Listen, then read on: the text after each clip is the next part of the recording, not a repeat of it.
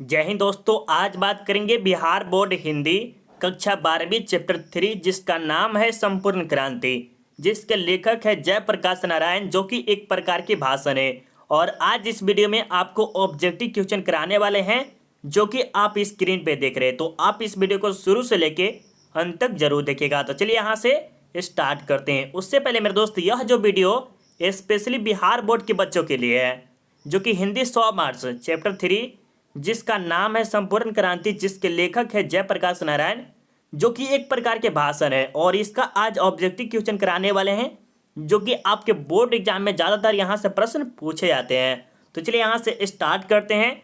उससे पहले मेरे दोस्त एक बात और समझ लीजिए, यह चैप्टर 3 जिसका नाम है संपूर्ण क्रांति, जिसके लेखक है जयप्रकाश नारायण, उसका आपको संपूर्ण हिंदी अर्थ हो गया है, प्लस आपको सब्जेक्टिव क्वेश्चन करा दिया गया, जो कि अपनी लैंग्वेज में है। अगर आप वो देखना चाहते हैं तो वीडियो का लिंक आई बटन में या तो वीडियो के डिस्क्रिप्शन में हिंदी प्लेलिस्ट मिलेगा, वहां से जाके जरूर देख लीजिएगा। चलिए हम यहाँ से स्टार्ट करते हैं। उससे पहले मेरे दोस्त अब यहाँ से स्टार्ट करेंगे। क्या करेंगे? यहाँ से स्टार्ट करें। देखिए यहाँ पर आपके ऑब्जेक्टिव है। उससे पहले हम थोड़ा सा जो जयप्रकाश नारायण उसके बारे में थोड़ा सा जान लेते हैं, क्योंकि ये सब पहले कराया हुआ है, तब भी थोड़ा सा डिटेल में थोड़ा सा और करा देते हैं, क्या याद रहेगा। चलिए, संपूर्ण क्रांति जिसके लेखक जो है जयप्रकाश नारायण, जो कि क्या है, एक प्रकार के भाषण है।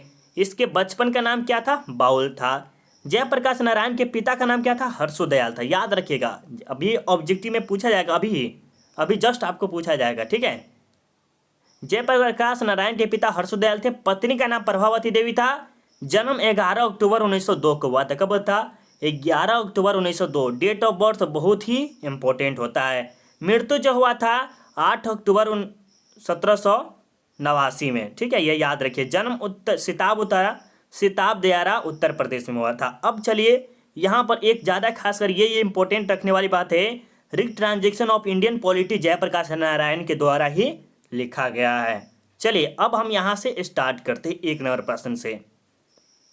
चलिए अब यहाँ पर 1 नंबर देखिए, निम्नलिखित उदाहरण किस पाठ से लिया गया है? अपने देश की पिछड़ा हुआ है बावजूद इसके कि हम लोकतंत्र की स्थापना की है। देखिए क्या कह रहा है, इसके बारे में समझिए। यह किसी पाठ से लिया गया है। क्या कह रहा है? अपना देश पिछड़ा हुआ है, मतलब जो भारत है ना, वो क्या है? पिछड़ा हुआ है।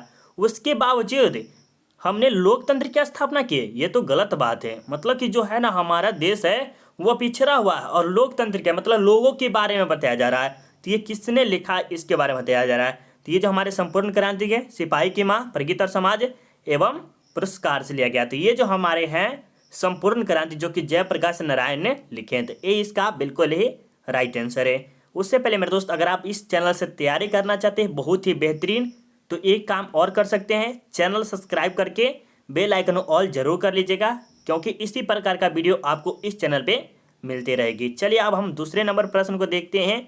यहाँ पे कह रहा है कि संपूर्ण क्रांति के रचनाकार कौन है? तो आपको पता है कि ये जयप्रकाश नारायण, तो इसका बिल्कुल ही राइट आंसर सी होगा। चलिए थोड़ा सा और आगे बढ़ते हैं। यहाँ पर 3 नंबर कह रहा है और टोटल प्रश्न की संख्या 36 है। लास्ट में जरूर बताइए कि आपका कितना सही हुआ है, ठीक है। चलिए यहाँ पे क्या करें, जयप्रकाश नारायण को किसका दलाल कहा गया? ये जो दलाल शब्द आया है यह किसके लिए आया है? तो ये हमारे जयप्रकाश नारायण के लिए आया है। जो कि क्यों आया है? क्योंकि यह अमेरिका चले गए थे। क्या करे थे? अमेरिका चले गए थे। क्यों गए थे? वो पढ़ाई करने गए थे, और पढ़ाई करते करते इतनी समस्या के साथ वो पढ़ाई करते हैं कि मत पूछिए, ठीक है। तो इसका बिल्कुल ही राइट आंसर 100% बी होगा। चलिए थोड़ा सा और आगे चलते हैं। चौथा नंबर प्रश्न है, इसमें कह रहा है कि जयप्रकाश नारायण के बचपन का नाम क्या था?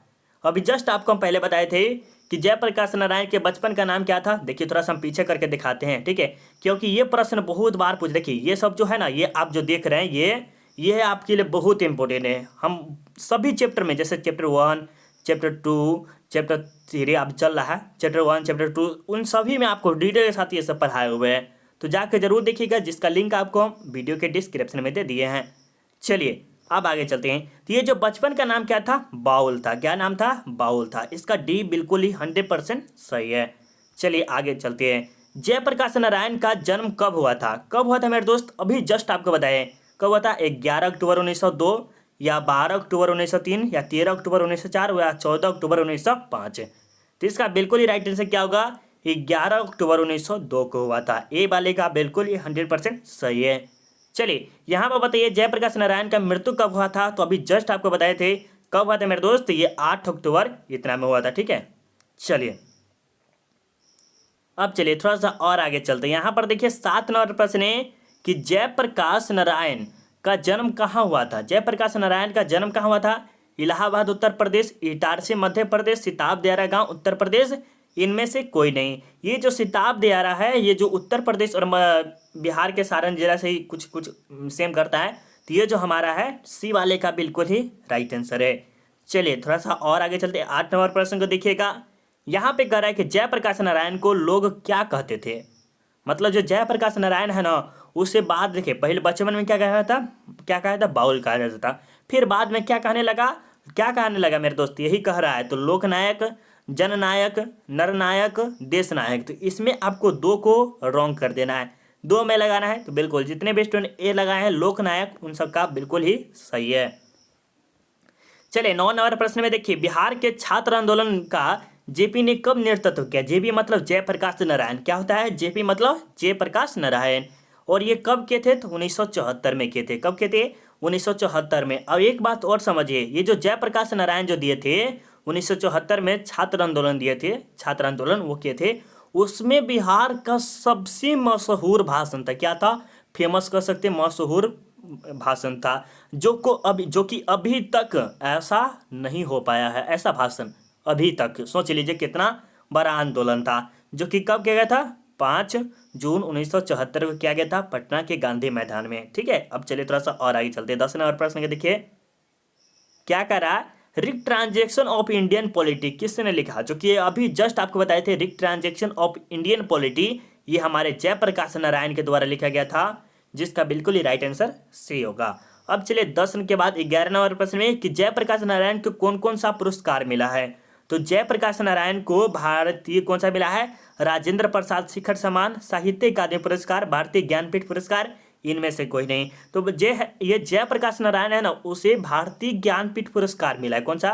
भारतीय ज्ञानपीठ पुरस्कार मिला। कब मिला था? तो 1998 में। कब मिला था मेरे दोस्त? 1998 में मिला था। ये याद रखिएगा क्योंकि बहुत इंपॉर्टेंट है। ठीक है, क्या याद रखना है पूछेगा, जयप्रकाश नारायण को भारतीय ज्ञानपीठ पुरस्कार कब दिया गया था? तो 1998 में, याद रखिएगा। चलिए थोड़ा सा और आगे चलते हैं। यहाँ पर देखिए 12 नंबर प्रश्न में कि जयप्रकाश संपूर्ण क्रांति वाला पाठ भाषण के रूप में गांधी मैदान में जेपी ने कब नेतृत्व दिया था? तो 5 जून 1974 को। तो ए वाले का 100% सही है। चलिएगा 13 नंबर प्रश्न में, विद्यार्थी और राजनीति निबंध किसका लिखा हुआ है। देखिए इसमें बहुत स्टूडेंट कंफ्यूज रहते हैं, क्योंकि अगर हम 5 नंबर प्रश्न कराते हैं, जैसे चैप्टर 5 या 6 हमें सही है भगत सिंह के बारे में, तो विद्यार्थी और राजनीतिक संबंध निबंध किसका लिखा हुआ है? तो बहुत स्टूडेंट कहेंगे भगत सिंह, लेकिन भगत सिंह नहीं है मेरे दोस्त, भगत सिंह है बट इसमें नहीं है। तो इसमें तो आपका बिल्कुल ही गलत है। वे जो तो विद्यार्थी के थे, विद्यार्थी, लेकिन राजनीति की तरफ से जो आपके थे वो हमारे जयप्रकाश नारायण जी थे। तो इसका बिल्कुल ही राइट आंसर डी होगा। 100% ये कह देते हैं ये सही है। कोई स्टूडेंट नहीं कहेगा सर ये गलत बताए, नहीं नहीं, ये 100% सही है। आप पढ़े होंगे तो आपका गलत होगा। ठीक है, ये बुक में जाके देखिएगा तो आपको 100% यही मिलेगा, जयप्रकाश नारायण मिलेगा। ठीक है, चलिए अब यहाँ पर देखिए 14 नंबर प्रश्न में कि जयप्रकाश नारायण बिल्लौर अस्पताल जा रहे थे तो वहाँ रुके थे। मतलब जयप्रकाश नारायण जब कहाँ गए थे? बिल्लौर अस्पताल में। तो कहाँ रुके थे? मद्रास में, चेन्नई में, मास्टर नगर में, इनमें से कोई नहीं। तो ये जो थे मद्रास में जाके रुके थे अपने दोस्त के घर। ठीक है, चलिए संपूर्ण क्रांति का नारा किसने दिया था? संपूर्ण क्रांति का नारा दिनकर जी नहीं दिए थे, जयप्रकाश नारायण बिल्कुल दिए थे, मोरारजी देसाई ने दिए थे, ये भी नहीं होगा। तो बिल्कुल इसका राइट आंसर क्या हो? तो जयप्रकाश नारायण। 15 क्वेश्चन हो गया, जस्ट जल्दी करा देंगे। जयप्रकाश नारायण को भारत रत्न पुरस्कार कब प्राप्त हुआ था? तो ये हमारे 1998 में दिया गया था। सॉरी 1998 कहाँ गया? चलिए सी इसका बिल्कुल ही 100% सही है मेरे दोस्त, 16 नंबर का सी। चलिए आगे चले। 17 नंबर का प्रश्न क्या है, संपूर्ण क्रांति का ऐतिहासिक भाषण जयप्रकाश नारायण ने किस स्थान पर दिया था? तो ये जो हमारे है गांधी मैदान पटना में दिए थे। कहाँ दिए थे? गांधी मैदान पटना में दिए थे। अब चलिए थोड़ा सा और आगे चलते हैं।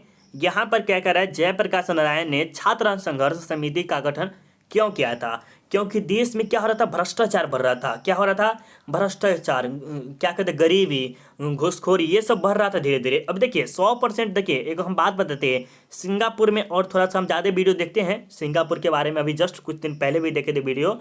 तो भारत में, जैसे भारत में अगर है ना, तो कोई बिजनेस खोलने के लिए यहाँ पर भारत में बहुत ज़्यादा लाइसेंस वाइसेंस चाहिए, लेकिन सिंगापुर में ऐसा नहीं है, बहुत ज़्यादा कम रहता है।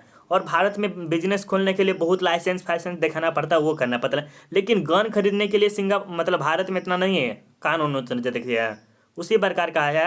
तो भारत में क्या है, भ्रष्टाचार है। अब कर्मचारी से देखिए ब्लॉक में जाइएगा तो यहाँ पर 10-50 रुपया दे दीजिएगा तो आपको फटाफट काम हो जाता है, ये होता है। तो यही क्या कहलाता है, भ्रष्टाचार कहलाता है। तो यही कहा है, कब क्या था, छात्रों के अनुशासन के लिए नहीं, छात्र अनुशासन नहीं करना चाहते थे। छात्रों के सत्ता प्राप्ति के लिए नहीं, सत्ता प्राप्ति क्यों करेगा छात्र, छात्राओं के ज्ञान वर्धन हेतु नहीं नहीं नहीं, ये भी सब गलत है। मतलब छात्रों द्वारा सत्ता में भ्रष्टाचार और अशांति दूर करने के लिए, मतलब जितना भी सत्ता है ना उसमें भ्रष्टाचार चल रहा है, मतलब जहाँ जहाँ बैठे हैं जो जो कर्मचारी सब, उसको दूर करने के लिए। ठीक है, तो इसका डी 100% सही है। उससे पहले मेरे दोस्त एक बात और समझ लीजिए, अगर आप क्लास 12th का ऑल नोट्स, जैसे question bank, model paper, Hindi का सभी चीज़ का चाहिए, अगर आपको सब्जेक्टिव MBBI सब्जेक्ट चाहिए, ऑब्जेक्टिव भी चाहिए, लगातार बार बार पूछा गया प्रश्न सब चाहिए, तो आप एक बार इस नंबर पे ज़रूर कांटेक्ट कीजिएगा, आपको ज़रूर मिलेगा। इस पर थोड़ा सा चार्ज लगेगा, तभी आप कॉल कीजिएगा, नहीं कहिएगा। और अगर आप फ्री में चाहते हैं तो फ्री वाला लास्ट में बता दें कैसे मिलेगा। इंडियन एक्सप्रेस के मालिक कौन थे, इंडियन एक्सप्रेस के मालिक कौन थे, जो कि आपको 19 नंबर प्रश्न का फटाफट बताना है कौन है। तो ये रामनाथ गोयनका है, महेश्वर डालमिया है, रामदास बिरला है, राजेश्वर राव है। तो इसका जो हमारा राइट आंसर क्या हुआ, तो रामनाथ गोयनका है। चलिए, ISC की परीक्षा जयप्रकाश जी ने कहाँ से उत्तीर्ण किए थे, तो ये जो हमारे हैं बिहार विद्यापीठ से किए थे, जो कि इसका राइट आंसर सी होगा। ठीक है, चलिए अब आगे चलिए, 20 नंबर प्रश्न का उत्तर दे दिए। 21 नंबर देखिए, लेनिन की मृत्यु कब हुई थी, लेनिन की जो मृत्यु हुई थी वह हमारे 1924 में हुई थी। कब हुई थी, 1924 में हो गई थी। ठीक है, चलिए, लोकनायक के नाम से कौन प्रसिद्ध है, लोकनायक के नाम से कौन प्रसिद्ध है, तो हमारे ये जयप्रकाश नारायण जी है। चलिए, बिल्कुल मेरे दोस्त, बिल्कुल आप सब कमेंट आ रहा है, गरीब की बेरोजगारी बढ़ती जाती है, यह उक्ति कहाँ से आई, मतलब कि गरीब जो है ना उसकी बेरोजगारी धीरे धीरे बढ़ती जा रही है, और अमीर क्या कर रहा है, कुछ नहीं। तो ये किस पाठ से आया है, तो बातचीत से तो बिल्कुल नहीं आया है, शिक्षा से भी नहीं आया है, और प्रगति और समाज से नहीं, लेकिन जयप्रकाश नारायण द्वारा लिखा गया संपूर्ण क्रांति पाठ से लिया गया है। चलिए अब आगे चलते हैं। यहाँ पे 24 नंबर कह रहा है कि फणीश्वर नाथ रेणु की रचना है, तो ये हमारी कौन है, मैला आंचल, जो कि लगातार कम से कम 4 साल 5 साल पूछा गया है प्रश्न, चाहे कोई सेंटअप एग्जाम हो या फाइनल एग्जाम हो या कोई भी एग्जाम हो, इन सब में ज़्यादातर ये प्रश्न पूछा गया है। तो इस प्रश्न को जरूर अच्छे से याद कर लीजिएगा। चलिए थोड़ा सा और आगे चलते हैं। यहाँ पे 25 नंबर प्रश्न कह रहा है कि जयप्रकाश नारायण के बचपन का नाम क्या था, बाउल था, सॉरी दोबारा रिपीट हो गया प्रश्न, कोई बात नहीं। 26 नंबर प्रश्न देखिए, जयप्रकाश नारायण के पिता का नाम क्या था, जयप्रकाश नारायण के पिता का नाम क्या था, तो बिल्कुल जितने भी स्टूडेंट हर्षोदयाल कर रहे हैं उन सबका बहुत ही राइट आंसर है, बी वाले का बिल्कुल है, बी फॉर बॉम्बे।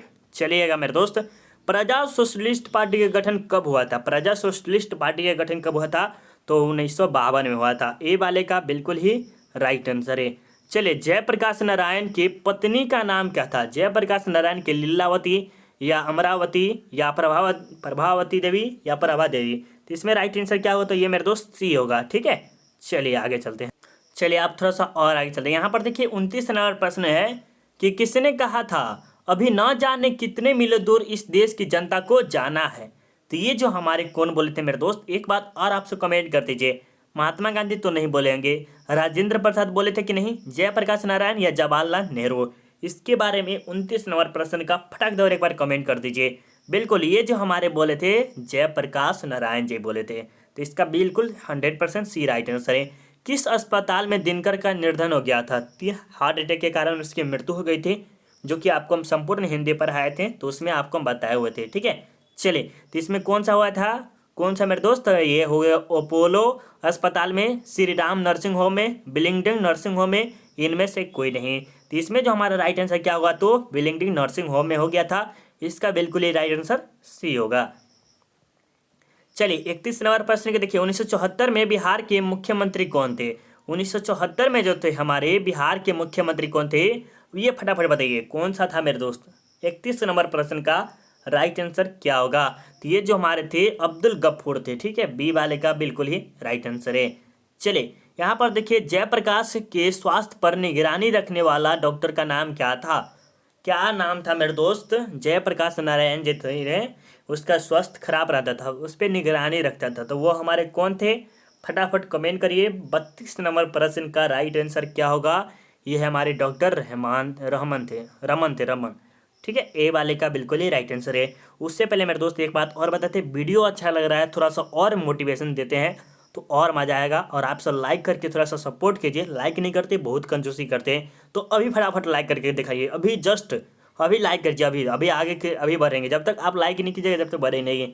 जल्दी जल्दी फटाफट लाइक कर दीजिए, बहुत अच्छा लाइक कर दिए। चलिए यही आप सबका फीस है, क्या है?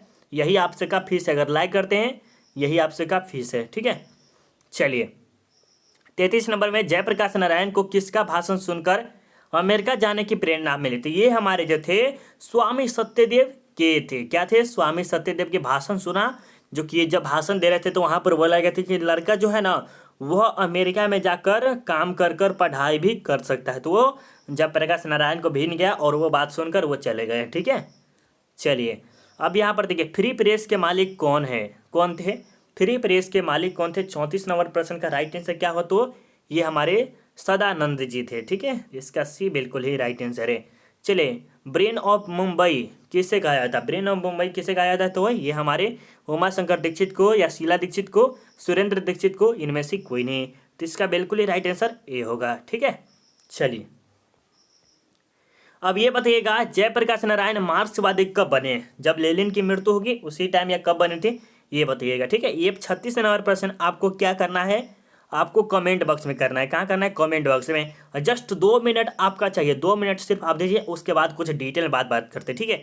देखिए कमेंट करके जरूर बताइए 36 नंबर प्रश्न का राइट आंसर क्या होगा। दिखा देते 36 नंबर प्रश्न का, जयप्रकाश नारायण कब मार्क्सवादी? 36 नंबर कमेंट कर दीजिएगा, ठीक है। उससे पहले मेरे दोस्त चैनल पे फर्स्ट बार चैनल सब्सक्राइब कर लीजिएगा, बेल आइकन को ऑल जरूर कर लीजिएगा, लाइक करके फीस दे सकते हैं, अगर कमेंट करते तो और मजा आएगा, और अपने दोस्तों को ऑफलाइन में शेयर करते हैं तो सब हफ्ता ऑब्जेक्टिव का आपको फ्री में पीडीएफ देंगे। जब आप शेयर करेंगे तब, बिना शेयर किए हुए आपको फ्री में पीडीएफ नहीं देंगे। वैसे इसका चार्ज, अगर आप 12th का ऑल नोट्स चाहते थे इसमें अगर संपर्क करते हैं तो 199 रुपया है सिर्फ, अभी फिलहाल आपके लिए सिर्फ, ठीक है, 199। वैसे 599 है, बट अभी के लिए सिर्फ आपको 199 रुपया लग रहा है। और सिर्फ आपको अगर शेयर ओवर करते हैं तो ऑब्जेक्टिव के लिए आप टेलीग्राम पे ज्वाइन हो जाएंगे, जिसका लिंक आपको वीडियो के डिस्क्रिप्शन में मिलेगा। अगर आप भाई बहन दोस्त कोई भी क्लास 10th में, तो RDX सेल्फ स्टडी जरूर सर्च करवाइएगा, अपने भाई हुई को बताइएगा, सजेस्ट करिएगा वहाँ पर, ठीक है। अब जाके आप क्या कीजिए, चैप्टर 1, चैप्टर 2 सभी का, चैप्टर 3 का, यह सभी के सभी देख लीजिए, तब 90+ ला सकते हैं, पूरा के पूरा कवर कर लेंगे तब। मतलब चैप्टर 1 से लेकर 13 तक फिर उसमें भी कर लेंगे, तो आप 90+ अलग ले आएंगे। क्यों? क्योंकि पढ़ाए हैं उस तरह से आपको, संपूर्ण हिंदी, प्रश्न उत्तर, उसके बाद ऑब्जेक्टिव, तो जाके जरूर देखिएगा, जिसका लिंक आपको वीडियो के डिस्क्रिप्शन में मिलेगा, या तो यहाँ पर भी आई बटन में मिल जाएगा। चलिए मिलते हैं अगले वीडियो में। जय हिंद, जय भारत।